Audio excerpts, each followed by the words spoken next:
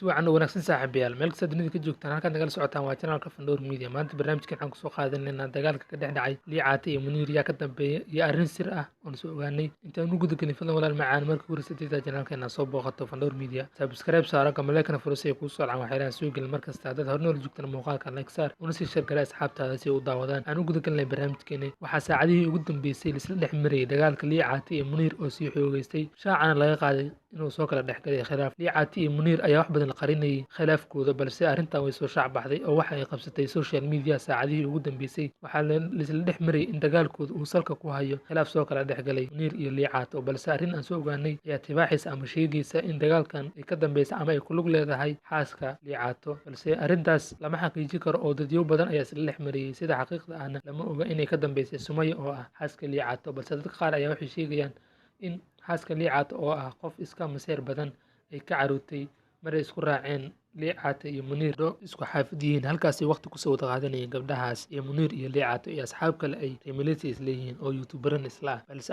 arrin sir ah oo lagu gudbiyay Liicaate ayaa sheegaysa tibaaxaysana in hadal ama arrin sir ahayd Liicaate laga gudbiyay loona sheegay xaaska Liicaate ee Sumaya arrintaasna uu ka carooday Liicaate ayna khilaafka sababtay iyo khilaafyo kale oo soo jiitamay balse aan u weynin balse arrintaas ay tahay arrinta ugu weyn ee sababtay inay kala tagaan Liicaate iyo Muniir hadalkan lagu gudbiyay Liicaate waxaa salka ku haya ama ay sheegayaan dad iyaga qaar in uu ka dambeeyay asxaab dhowna ay ahaayeen rag youtuber ah iskuna direen Liicaate iyo Muniir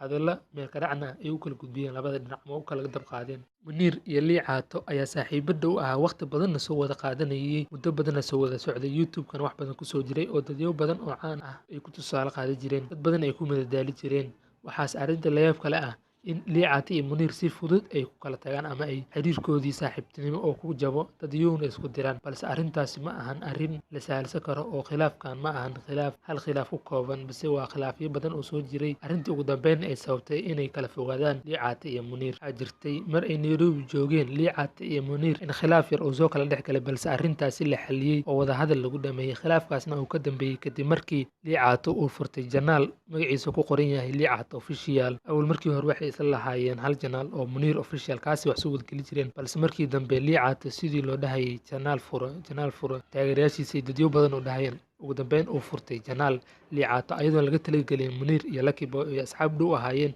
Liicaate halkaasuna qodobada u yaalay ama heshiiska u yaal uu ahay hal janaal in lagu wada shaqeeyo dakhliga ka soo baxana la wada qaybsado balse arrintii uu meel uga soo horjeestay Liicaate kadib markii uu caan noqday furtayna janaal arrintaasi oo markii dambe wada hadal lagu dhameeyay khilaafkaasi soo kala dhex galay dadyo badan oo ka agdhowna asxaabna ay yihiin Liicaate iyo Muniir ee xaliyeen arrintaasi ugu dambeynna la heshiiyey sidoo kale waxaa jirtay in ay mar isku dhaceen dabayaaqadii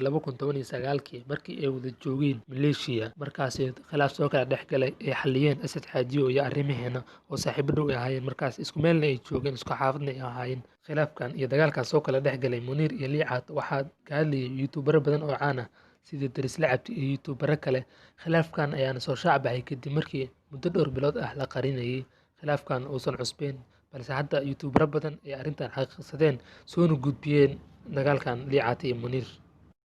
halkaad nagala socotaana saaxiibayaal waa channelka Fandor Media oo alaabisa gudbiya barnaamijyo xiiso leh warar iyo bixino barnaamijkii gaabnaa aan ku saabsanaa khilaafka soo kala dhex galay Liicaate iyo Muniir intaas ayaan kusoo gabagabaynaynaa fadlan walaal haddaad ku cusubtahay channelkeena subscribe saaro gambaleekana furo si kugu soo dhacaan waxyaalaha soo gela markasta haddaad hornool joogtaan muuqaalkan like saar una sii share garay asxaabtaada si ay u daawadaan like-ta ka ilaa muuqaalkan waa noo muhiim inaad subscribe saarato like-na muuqaalkan aad saarto waad ku mahadsantihiin daawashadiina